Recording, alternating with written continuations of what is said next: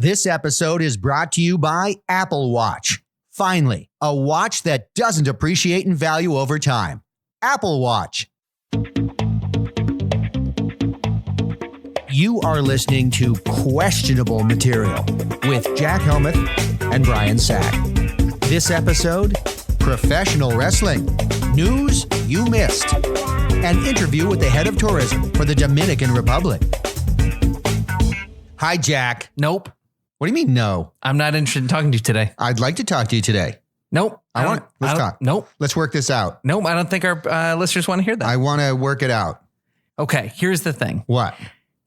You're more of a colleague than a friend, and I haven't known how to say that before today. That is super hurtful. Why? I thought we were building a life together, Jack. You did? Yeah. I just wanted to tell some jokes once a week and then get out. And now all my dreams are falling apart. That was the name of your biography, wasn't it? Yes. Yeah. I was not able to buy hundreds of thousands of copies of my own biography. That's why it did not make the bestseller list. Oh, that's a shame. Yep. Did your other books make the bestseller list? They made the good seller list. Oh, yeah. Who publishes that? It's a street newspaper. You can get it in a plastic box.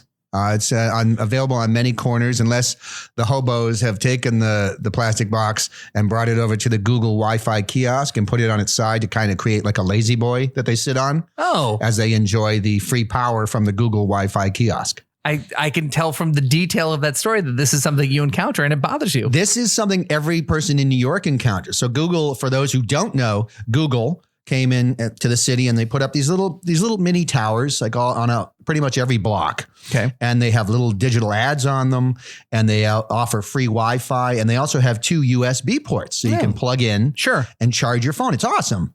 Except like any urban camper can basically and what they do is they just squat at these little kiosks. They will take one of those little boxes that have the magazines in them, the free weeklies that nobody reads anymore. Yep.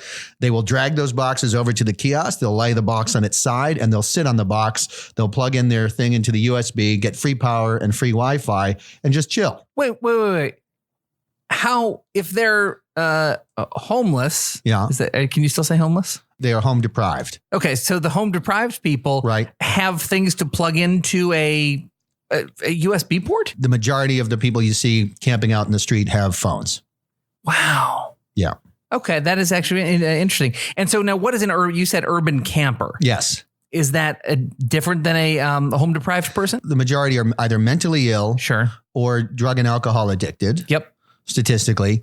And then you just have these younger kids who think it'll be fun to just kind of, play homeless on the street and camp out and have a whimsical sign. So I have pity for the mentally ill.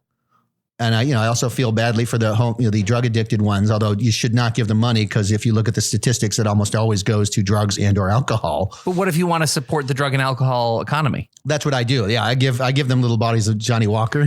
Oh, that's really generous of you. And that's why you carry that mini fridge on your as a backpack. Yeah, it's like a mini bar backpack. Yeah. Yeah, and I just walk around and I see somebody who's down and on their luck and I'm like, this is going to help you.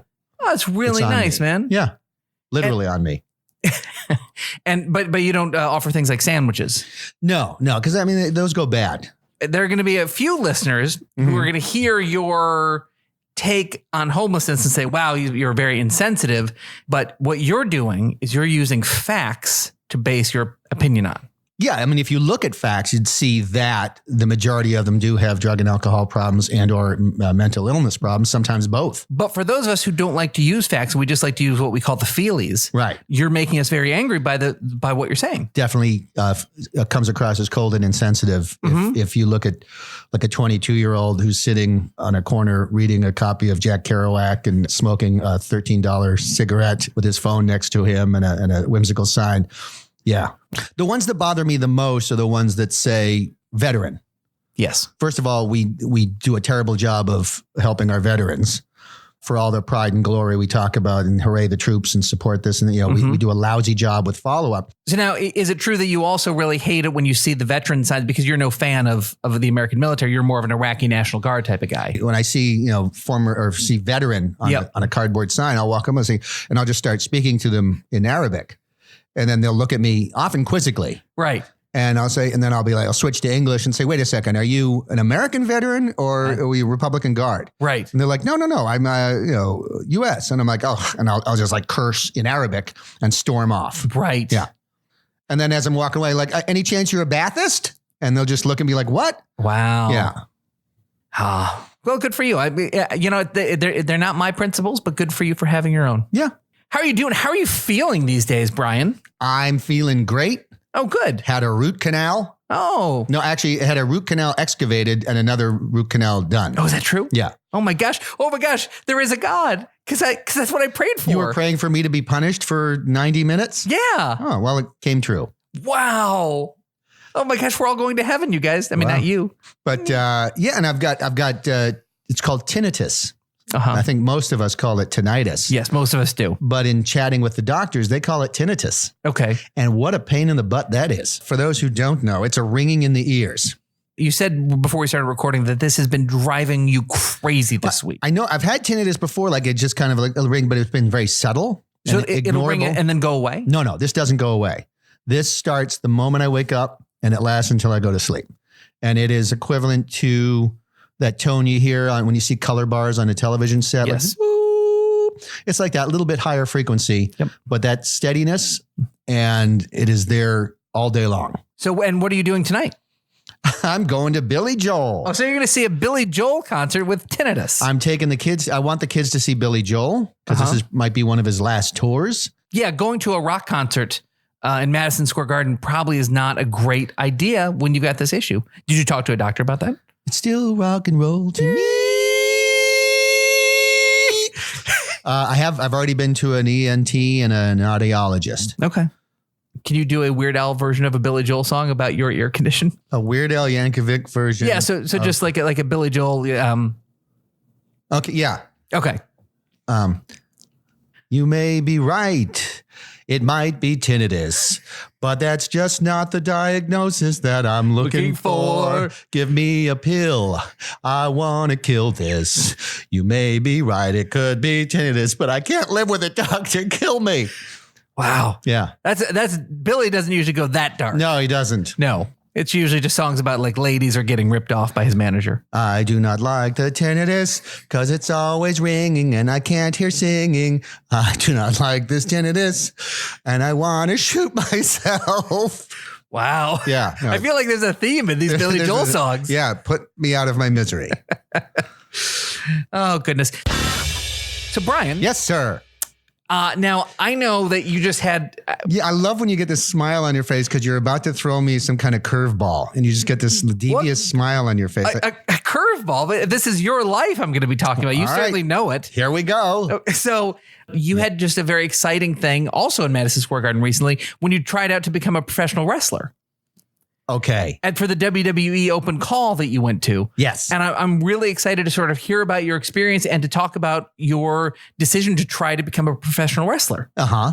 So like what is it about professional wrestling that made you want to sort of try out for this? Well, as you know, I'm a performer at heart. Yep. And I love to entertain. Uh-huh. And nothing gives me greater pleasure than putting on a modest amount of clothing and standing in front of 30,000 people who are screaming and putting on a show for them. Sure.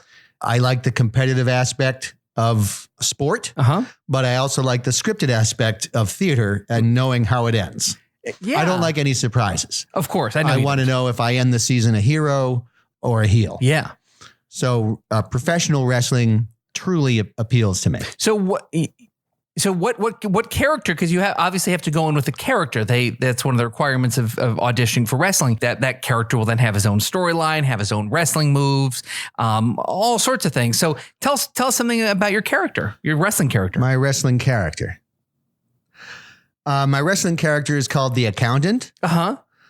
And I'm an accountant. Exciting. Yeah. So I wear my traditional accountant's uniform. Yep. Which is kind of like a bikini bottom and a halter top with currency symbols. So I have the $, euro, cents, pound. Yeah, that's smart. Course, and for some reason, the Argentinian. Oh, that's weird. Or something. Yeah. That's really weird. Yeah. I just like that. I wanted to throw something South American in there. So I get up there and I have a I carry with me like an old-fashioned accounting machine. Mm-hmm. That's what we called it back in the day. Back in the day, you called it the old-fashioned accounting machine. Yep. And so it's got a bunch of numbers on it, and then you pull the lever. Yeah. And it makes an accounting sound. Yeah. Like, yep. And so I get up there with that, and I hold that up to the crowd, and they usually, they'll scream like, "What are you holding? What is that thing?" Uh-huh. And and then I shake my fist, and then the match starts, and I usually strike my opponent on the head with my accounting machine, which pretty much disables them very quickly. I tend to come out on top, to be honest. And the matches are over quite suddenly. And so what I do is I pretend that they're still conscious. And so I straddle their bodies, and I will just do this count. I'll pretend like I'm elbowing them, but I'm not really elbowing them because that would cause further damage. And at this point, they're seriously concussed, and they're having internal bleeding in their brain. And I'll just do this thing where, I'm shaking my elbow at their head, pretending I'm hitting them. And then my other hand will smack the floor, which of course, is very kind of bouncy. Yep. And it makes their head bounce up. And so It causes a minimal amount of additional damage. Right. But I'm just like 1, 2, 3, 4. And I just keep going. And sometimes I'll go up to 150, 200. Audience tends to tune out around 30. Oh man, But I keep it going because I'm an accountant. My story is I love numbers. Yeah. You got to be true to your character. Yeah. And then, after about 150 or so, I'll stand up and I'll say, "Consider this account sheet balanced." And then I'll do the cha-ching with my machine. Oh, that's really smart. Then I walk off. Okay. So I just want to backtrack here a little bit on that story. So the old fashioned accounting machine, sure, which really back in the day should have been called the super modern, holy cow, look at this machine. Right. But it wasn't. It was called, for some reason, the old-fashioned accounting machine. That's so strange. Yeah. So now those things, but I mean that's a heavy steel object. That's exactly what the coaches of the other teams always say. The other players are always like, "That's an incredibly heavy object." And a lot of times when there's violence in wrestling, like there's a breakaway table or a folding chair, which makes a sound, but doesn't really hurt people. I think you're assaulting people. I think you probably killed someone. The Magic Cow. What's the Magic Cow? He's one of the former professional wrestlers. Oh, and you retired him? He was sent out to pasture? He was sent out. Yeah, that was the joke that I made. Nobody thought it was funny at the time. And then, and he was declared dead in the ring, right? Yeah. And then I was like, and I stood up, I turned around, and I said, "Somebody needs to move his body." And at crickets, like absolute crickets. It was so weird, like as if people, hated somebody for representing numbers. Man, that is such bias. That's so.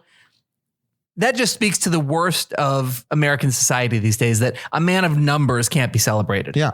Any other audience probably would have thought it was hilarious. Now, you've had that issue a couple of other times, though. Yeah. From what you had told me, like some of the other wrestlers that you vanquished. Magic Jim. Magic Jim. So Magic Jim was a professional wrestler, and he was pretty good. But of course, as soon as the match started, I struck him on the head with my old-fashioned accounting machine.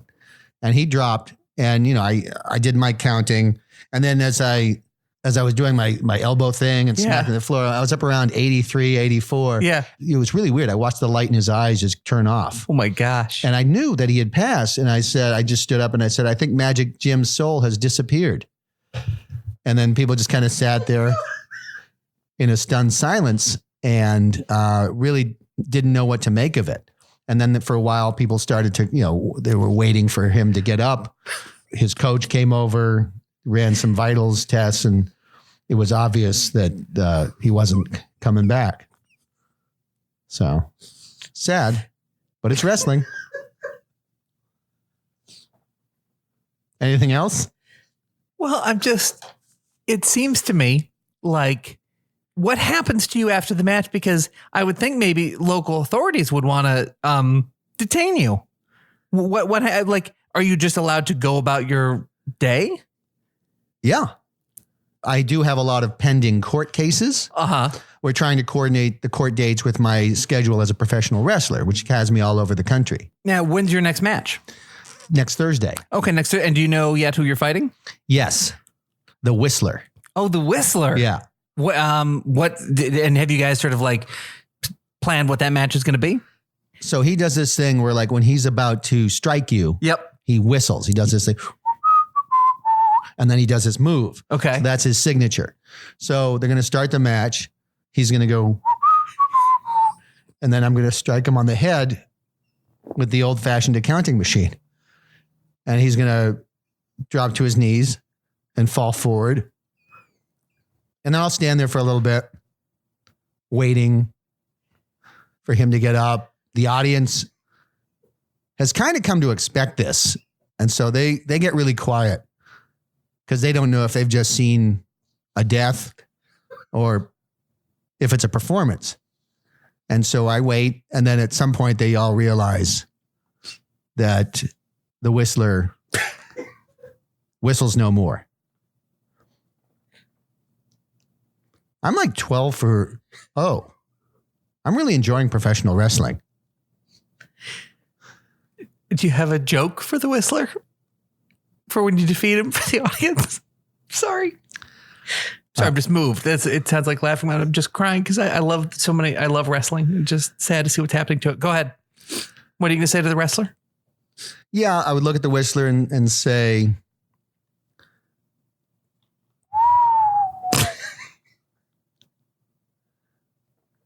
just kind of like that. Yeah. Which everybody hears because the stadium is dead silent at that point. Yeah, it is. And again, this hasn't happened yet. This is next Thursday. So if the whistler is listening, now might be the time to either retire or get a different opponent, whistler. He's a professional. Okay. He knows what he got himself into. Any other wrestling stories from the viewers that you want to share? Well, I come from my grandfather, actually, and this is very true. Okay, so now we are getting into the true stuff. This is true. Yep. He was very, very into wrestling, but like crazy into wrestling. I knew him as this older man, in his 70s, who was he was very gentlemanly. I mean, he was always well dressed. But when there was a wrestler, he'd come over to visit us, and on Sundays there'd be a wrestling match. Yep. And he would lock himself in my father's bedroom, and he would take off his shirt and lay it on the bed, and he would basically be in a tank top. And he'd be watching the TV, and he'd be watching this match and actually reacting as though he were being swung at. Uh-huh. So because I snuck in one time and I watched him. I actually made a film. I had an 8mm film. Really? Yeah. And so I snuck in there and I watched him, and he was like taking swings at the TV set. He was ducking, he was dodging, he was reacting to the wrestling match he was watching on TV. And it was just the weirdest thing to see this guy who went from being this, very just distinguished looking gentleman to like, what the hell is going on, dude? You're boxing a TV set. And he had 2 heart attacks in his lifetime that were related to watching wrestling. He actually had heart attacks from wrestling. 2 heart attacks. Because he got so fired up. That's crazy. And if you want to hear a crazier story, when my father was a child, my grandfather took him to a wrestling match, and they had ringside seats. They were watching this match. And at some point, my father tells this story much better than I, but the wrestler comes over to my dad, he was a very young kid, takes his popcorn, and then goes back to the ring and like uses the popcorn to attack his foe. My father jumps up and runs up to the ring to get his popcorn back. The wrestler pushes him away, like just gives him a big shove, pushes him away. My father returns to his seat, and his dad goes like, "Did you see that? Some kid ran up." Like he was so engaged with this wrestling match that he did not know his own son was the one who ran up and interfered with the match to get his popcorn back. That is phenomenal. And so that's where your father learned to ignore you. Jack. Who's there? Brian is. Who? Where? Right here. Oh, hi, Brian. So, Jack. Yes. Guess what? There's news you missed. There's news I missed again? Yeah. I'm a well-read person, Brian. Yeah, it doesn't matter, Jack. In this crazy news cycle where every week Trump stuff dominates the news. That's true, especially this week. You miss the news. So what I do is I go out there and I find the news that you missed. I appreciate it because it's difficult on the first 12 pages of the newspaper finding anything other than impeachment. Yep. Okay, that's great. I would love to catch me up, Brian. Go ahead. According to AM New York, which is a free local newspaper that sits in a box on the sidewalk, a group of Brooklyn parents are outraged after learning that their first grade children attended a drag queen story time at a local library. Now, critics of the event said that they were never told about the field trip and were completely taken aback to learn that Ms. Delicious, a 230-pound, 45-year-old Queens man, read the children excerpts from Charlie and the Chocolate Factory. Now, one student's mother said she was disgusted to learn that her son Atticus was exposed to something as vile and unacceptable as a book celebrating the enslavement of Oompa Loompas. And local dad Darren Shelby, who makes sustainable hacky sacks out of hemp, said humanizing a capitalist propaganda figure like Willy Wonka was quote unquote unthinkable, and that his child Stormbringer would likely suffer nightmares as a result. A spokesman for Ms. Delicious said she's sorry parents were upset by her choice of a book and offered to waive the cover charge to her legendary Saturday cabaret at the Pink Stiletto Lounge. Oh, it's a happy ending. Yeah. Oh, that's really nice. Free cover. Well, that's a great story, Brian. Are there any other stories I missed, or is that it for the week? Oh, God, no. There's another story, Jack. Okay. Are you ready? I guess so. The political swag wars are heating up, Jack. Now, it started with one-time hopeful Beto O'Rourke selling T-shirts that said, "Hell yes, we're going to take your guns." Well, now, Elizabeth Warren got in on the swag action and is selling a coffee mug that says, "Billionaire Tears." Well, that set off a swag arms race of sorts amongst the presidential hopefuls. And now the Bernie Sanders website is offering a gasoline siphon that says, "What's yours is mine." Not to be outdone, Joe Biden announced that he's selling a large canvas tarp bearing the Biden campaign logo and the motto, "Let's Found America," which he says will look great on your covered wagon as you make your way along the Oregon Trail. Wow. Yeah. Oh, okay. Yeah.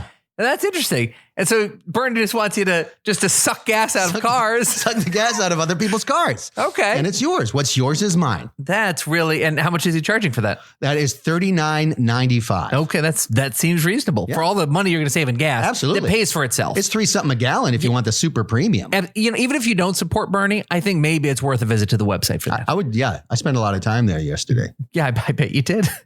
What that was a great story, Brian. What else? Are there any other stories, or were those the only stories of the entire week? Well, there are more stories, but I'm going to divert a little bit because I have a segment that's very important, I think. Okay. So as you know, a lot of pigeons in the city. Yep. And all the pigeon newspapers are shuttered. Oh, gosh. So I wanted to offer some news for pigeons. Oh, that's great. Yeah. So for all the pigeons in the audience.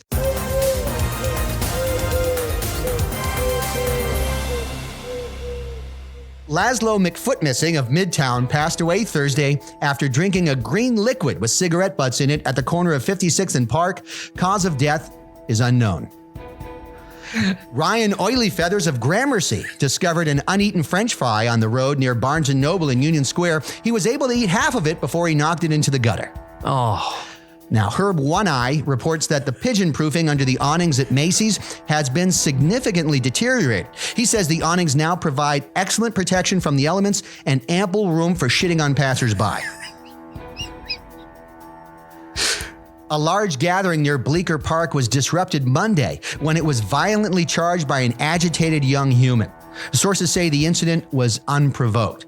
According to area resident Freddie Suitshitter, the park has been the scene of several unwarranted chargings and is no longer considered one of the top places to roost in the city. Oh, wow. Peter Slowreact was struck and killed by a Department of Sanitation truck early Wednesday morning while sitting on Canal Street. He should have seen that coming. A memorial service will be held in the exact same location. The body will remain on display until it deteriorates. Okay.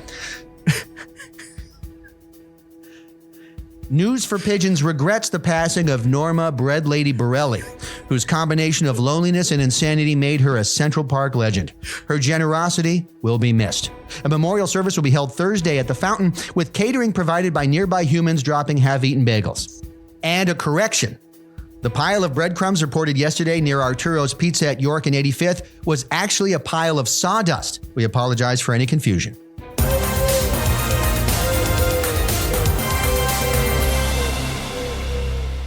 Well, you did a fantastic job with that. That was a lot of great tips. Thank you. Is that all, Brian? That is all the news you missed this week, Jack. That's great, Brian. Great job. Thank you. You're welcome.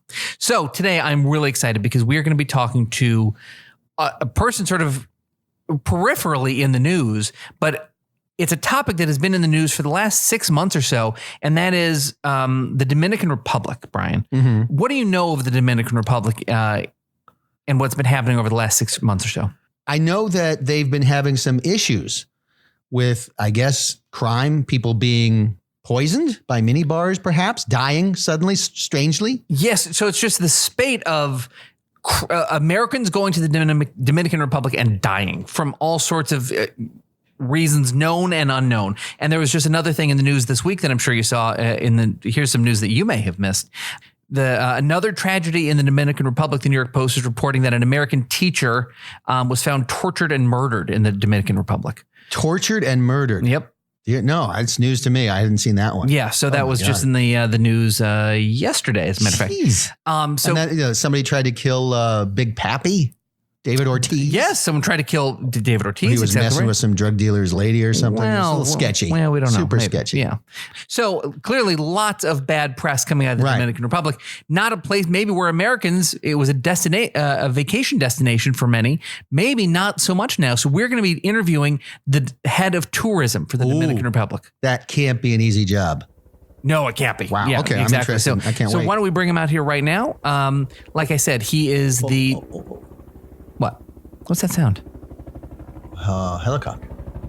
Okay, well, should we wait for it to pass? Yeah. We'll edit this out. What? Oh my God. What? Oh my God. What? I'm in the National Guard. What? Since when? And today, I joined a couple weeks ago, I signed up. I just realized that today is rappelling day. Rappelling day? Yeah, we got to practice rappelling out of helicopters. It's nice of them to come by to pick me up. Oh my God, I can't believe I forgot. What, you're doing rappelling day? Just that's like early training for the National Guard? Yeah, well, they want us to, we got to practice coming out of helicopters on the ropes. Are you telling me you're leaving our podcast again? Yes. Before the interview? Damn it. Jack, this is for the country. This is for duty, honor, country. I can't say no to Sergeant Smith, can I? No. Right? I have to follow orders. Yep. All right, I'm sorry, Jack. Okay, Brian. All right. Don't be mad. I am mad. Ask a lot of questions. Great advice, Brian. Thank you. Oh my God.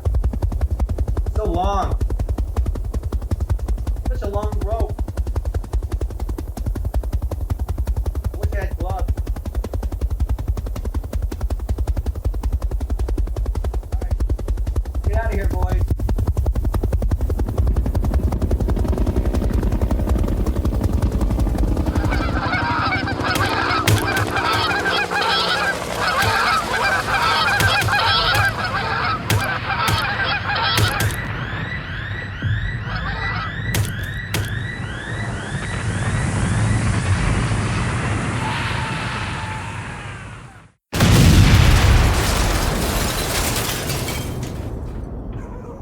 So, again, I'm sorry about that. That was unprofessional as usual, but we're gonna soldier on and we're gonna do this podcast right. I do this for you, the listener.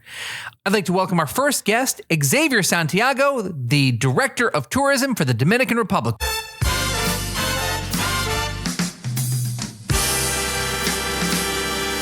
Welcome, Xavier. Hello, Jack. Thank you for having me. Thank you for coming. My pleasure. So I'm going to hit you straight up, sort of as a journalist would, and say you have got a problem down in the Dominican Republic. Let me read you some headlines. Okay. Crisis hits Dominican Republic over deaths of U.S. tourists. June 23rd. What the hell is going on in the Dominican Republic? June 11th. 12th American to die in Dominican Republic was left unreported for months. I mean, what is going on down there? Why would anyone want to come to the Dominican Republic for a vacation? Well, Jack, to answer your question, we have beautiful beaches. Mm-hmm. We have lovely people. We have palm trees, of course, warm weather this time of year, which, of course, many Americans would like. Man, this is sounding kind of good. We have delicious foods. We have golf courses. We have fun. there are lots of reasons to come to Dominican Republic. I'd really like to unwind. And, nothing unwinds you more than the suspension of all your bodily functions, I suppose that's true. Okay. So what is being done to stop this? Well, your question presumes that there is a problem, Jack. And that is where I think we disagree fundamentally. Okay. Explain. Well, you're saying, what am I doing to stop this problem? And I am saying, what the problem is there?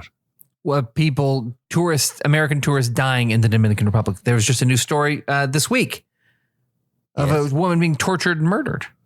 Well, Jack, people die every day in places all over, in Baltimore, in Idaho, in Hawaii. They die in all these places, of course. In Mexico, they die in Iraq, they die in Russia, they die in Japan. Everybody dies, Jack. Just because some people choose to come to Dominican Republic and die, does not mean that there is a problem. I suppose that would be the case if you wanted to go and spend your last days there, but not to necessarily have your life taken from you. I guess the question you want to ask yourself is, would you like to die in paradise or would you like to die in Detroit? Well, I would rather die in paradise, I guess. Exactly. Okay. So you're looking around, you see, you have the warm weather, you're in your flip-flops, you have the palm trees swaying in the wind, you have the beaches with the water and rushing on the shore, and a Dominican man hitting you with a shovel. And, where would you rather be, Jack? Well, I mean, most of that sounded really nice. I'm not going to lie to you, but if I was in Detroit, I feel like the Dominican man wouldn't be, well, Detroit's the wrong example for that because there definitely would be a man hitting you with a shovel. If you were in, Milwaukee, sure, there wouldn't be a Dominican man hitting you with a shovel, killing you. But you would be very cold, Jack. And you would not have cheap plantain. So that's what you're really leaning into is just, you're going to sell the heck out of your positives and just be like it. We developed a strategy, Jack, and that is to ignore the negatives and focus on the positives, Jack. So, Dominican Republic has wonderfully warm people, the ones who don't murder you, of course. Very, very nice. The children are warm, they're loving, they can walk up to you on the highway as you're passing by and say hello. We have beautiful communities surrounded by barbed wire that keep you safe. Maybe every once in a while somebody gets in, but we try to weed out the troublemakers, I hear a siren in the background. Is that for you? It's not for me personally. No, it's probably, I'll hear about what happened afterwards. Because undoubtedly it's a tourist. Oh, that's a shame. Yeah, well, that's the tourist siren. We have different signs. For Dominicans, it goes, we haul. For the longer one is a tourist. That's a tourist siren? Yes. Meaning another tourist has passed? Most likely, yes. Oh. They could survive until they get to the hospital. Oh, well, then they'll pass there. Okay. Statistically, Jack, most of the people who come to Dominican Republic will live to return to their homes. Well, right there. And that right there is a plus. And for the others, they had the pleasure of being poisoned or stabbed in a beautiful country with beautiful weather. Yeah. Ask yourself, where would you rather be poisoned? Would you want to be poisoned in your home? When it's 30 degrees out and the house is dirty because you didn't clean up after your dog, or poisoned in Punta Cana at your hotel room, which is clean sheets and psychotic maid maybe poisoned your whiskey. When you put it like that, it is a little bit more of a coin flip. Exactly. And we have golf. On TripAdvisor, I like to look at restaurants. I like to look at hotels. But I guess for the Dominican, I should be looking at hospitals. What is hospital life like for an American in the Dominican Republic? Well, of course, your dollar goes a lot further in the Dominican Republic than it does with your kind of crazy healthcare system, to be honest. Oh, okay. Take it easy. you could run up thousands of dollars in the United States going, just for a scratch on your hand or something. Yeah. So, but for example, let's say, you order a margarita and it contained the Drano that destroyed your esophagus and ate up your stomach. You could get that treated in our hospitals for $70, $80. And what they will do is they will take a garden hose and attach it to the beginning of your throat and then run it down through where your esophagus has deteriorated from the Drano. Okay. And it goes straight to your colon. Oh, and so and they just flush it with water? Yeah, you have to keep eating a lot because, you're hoping something gets absorbed on the way out to your colon. Okay. What? Do you see a lot of couples in the hospitals? Are a lot of couples attacked or poisoned?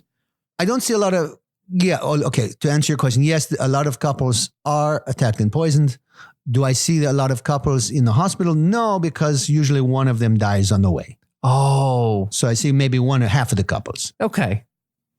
And if you're seeing them in the hospital, are you in the hospitals? Yeah, I spend a lot of, I like to meet the tourists. Sure. And a lot of them wind up in the hospital. So I come by and I say, hello, I'm the director. I'm Xavier. I'm director of the tourism for Dominican Republic. And they say, please, can you get me home? I say, of course I can. And then I will take a pillow. I press it on their face. They a little struggle. Usually they're weak from having been poisoned. And then I move on to the next. Wait a minute. You just go around angel killing hospital patients? I don't like to see tourists come to Dominican Republic and suffer. I love my country. I love everything about it. And the idea that you would come and have a bad time is very upsetting to me. So yes, I like to stop this suffering. Wow. That feels murdery to me. Yep. Do you like palm trees? Sure. We have plenty of them. That sounds lovely. And you should come see them. Okay. In fact, I invite you to be my guest. Oh my gosh. Okay. Where would I be staying? You could stay at the 5-star Punta Cana Resort. Okay. That sounds really nice. We're changing the name from Hotel Terminus to something more receptive, like La Buena. And so I would safely be transported to the hotel where I could enjoy the weather and enjoy maybe some beach time? You will be placed in an armored vehicle upon your arrival at the airport. Is there someone who could taste my food? You can bring your wife. How's this? Oh, you know what? It's not a bad idea. You bring your wife. Maybe we work something out. You come as a couple. You go back as a wink single. Oh. That is a new angle we're taking with the tourism department. We, if you bring us a little extra money, maybe we work something out. Oh my gosh. It seems like a different service. It seems... Yeah, it's like a romantic getaway, but with an emphasis on getaway. You know what I'm saying? I think I do. Am I winking enough to you? Yeah, your eye is shut at this point. Yeah, it's a wink. As they say, when life gives you lemons, make lemonade. Do you say that a lot? I say it all the time because we've been getting nothing but lemons. Either embrace it or hide it. Embrace it like maybe it's we changed the name Dominican to like Hunger Games Island, where you come to visit and maybe you win or maybe you don't. Oh. And so there could be a sense of maybe adventure. Yeah. Like when you go to Disney World, you like to see the things. It's fun time. You come to a Dominican, maybe you fight to death with your neighbors. Maybe you're poisoned. Maybe you kill someone and get away with it because there's no law.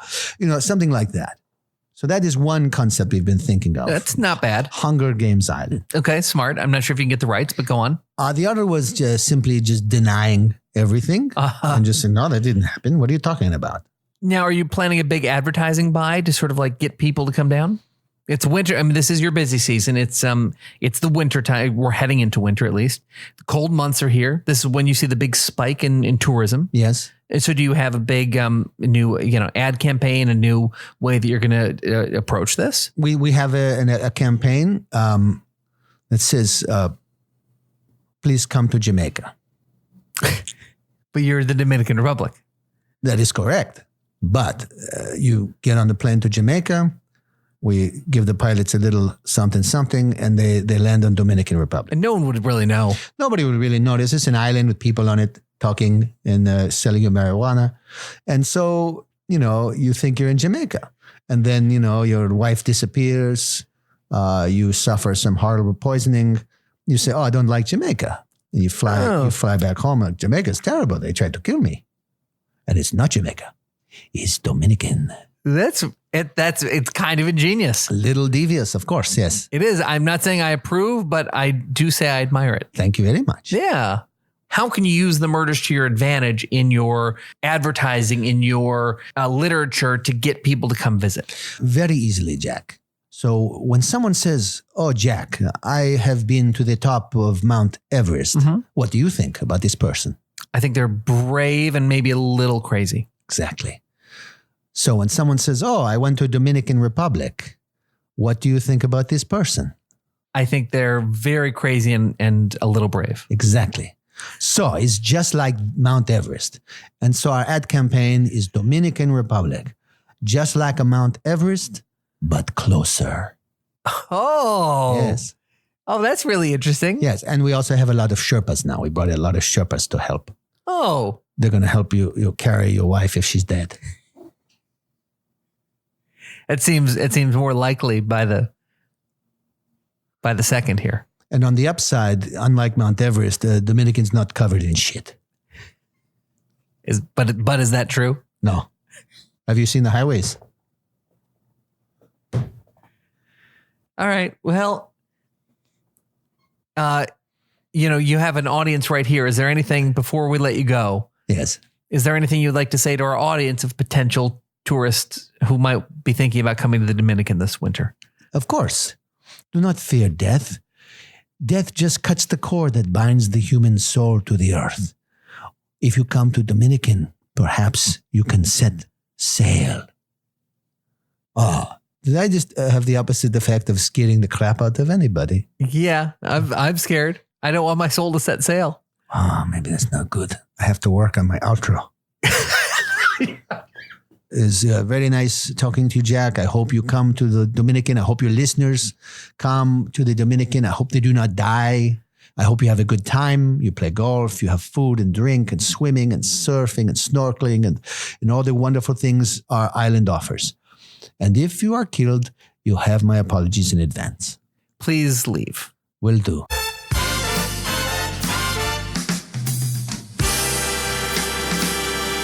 And that is all the time we have for today's questionable material. Please go to QM Podcast, Q for questionable, M for material, podcast.com. Sign up for the newsletter. We want to get to know you better. We want to communicate with you guys. Thank you so much for listening, and we'll see you next week. That was questionable material. Subscribe to this podcast. Visit us at qmpodcast.com. Email us at contact@qmpodcast.com. Follow us on Twitter at questionablemat with 1 T.